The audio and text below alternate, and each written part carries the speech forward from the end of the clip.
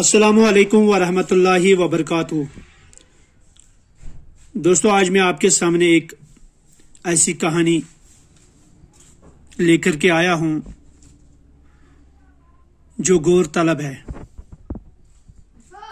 उन्वान है पाखाने का कीड़ा। कहते हैं कि एक दफा एक शख्स ने पाखाने के कीड़े को देखकर कहा, भला इस जलील जानवर को पैदा करने में खुदा की क्या हिकमत है। न तो इसकी सूरत ही अच्छी है, न कोई इसमें खुशबू है। थोड़े दिनों के बाद वो शख्स एक मुल्हिक फोड़े में मुब्तला हो गया।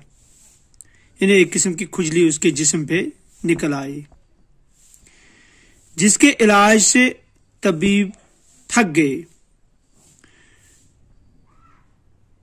बहुत सारे हकीमों के पास गया, लेकिन इलाज न हो सका।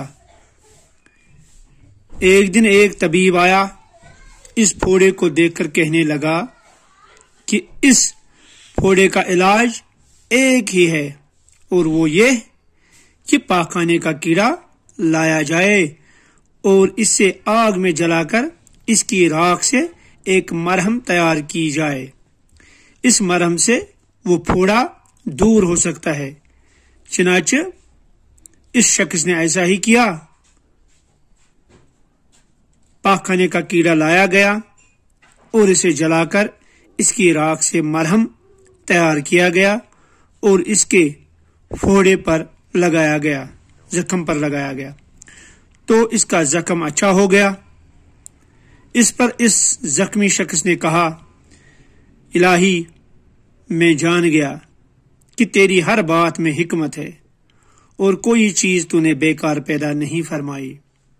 जो कीड़ा मेरी नजर में हकीर व जलील था, वही आज अजीज साबित हुआ। दोस्तों, इस वाक्य से पता चलता है कि अल्लाह ताला ने कोई चीज बेकार नहीं पैदा फरमाई।